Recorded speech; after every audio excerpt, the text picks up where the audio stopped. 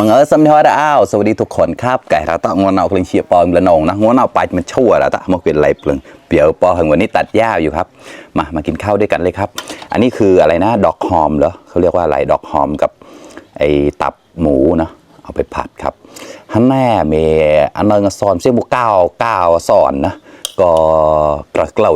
เฉยๆแล้วแต่ก็มันเอาก็เชียร์ก็นับใหญ่ๆเลยนะก่อนหนึ่งได้ก็รอกนั่นอย่างกระเตยพอมีจึงกับเสียงอันนี้ไม่ใช่น้ำพริกนะครับเป็นอะไรน้ำปลากับพริกอย่างเดียวครับมาแล้วก็หมูสามชั้นทอดนะอย่างกะที่ชุนกลอยปวดทอดแล้วแต่ก็เฉยๆเลยนะการนุกแรกกูเชียร์ที่พอมาได้มาประมาณเราตะยืนนะผ่านเดินหลายเดินแชร์กับมาต่อนะเลยเพิ่งสัมผัสกะที่ตั้งเก่าหนุกๆแล้วนะฝากกดไลค์กดแชร์ด้วยนะครับเพื่อนๆมาเลยครับก่อนปอกหมูสลองนี่แหละโอเคอันดับแรกเลยมันนี่ก่อนจะจุดมีเท่าแกลแล้วแต่พูดเดี๋ยวก็รอกแกลนะเหมือนได้เก่าเยอะ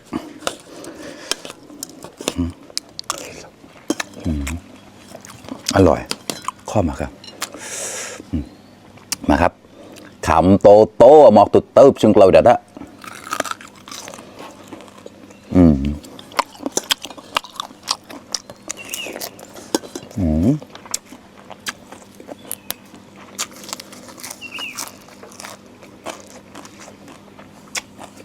เอาไว้ใส่นี่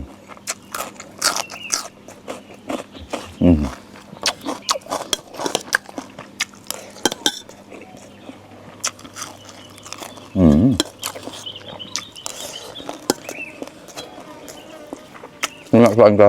ยายเรานะจ๊ะปากโชว์เลยเจ้าปะแบะเสียใหญ่หนักอ่ะ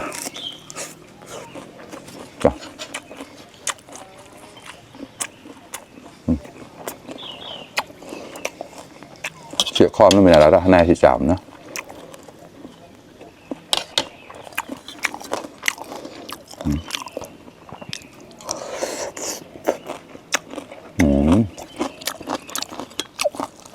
ข้อ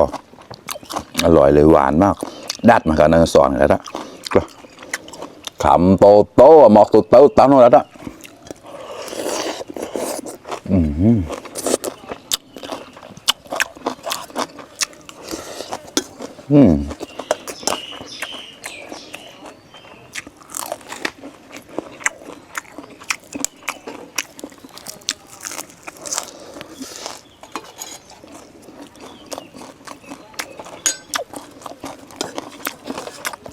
ก็กูเชียร์ป้อน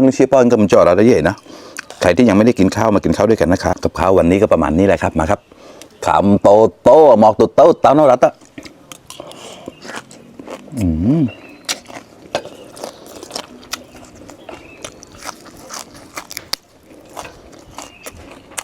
จีแย่ใบสะระแหน่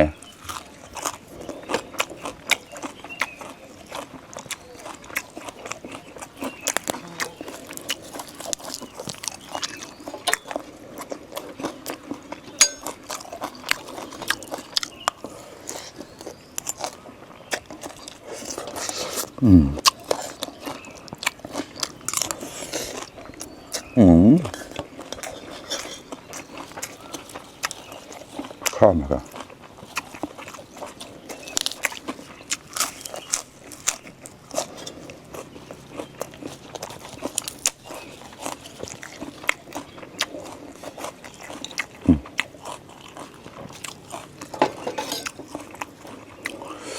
ลาดแบบนี้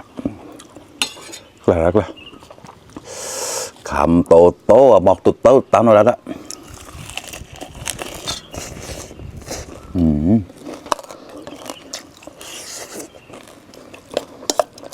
อร่อยเลย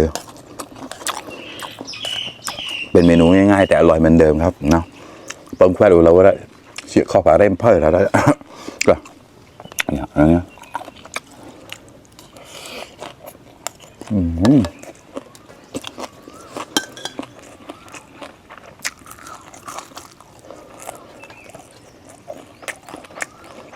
เนี่ยกระดาษเลยตับหมูนะครับผัดกับดอกหอมอร่อยข้าวมาครับ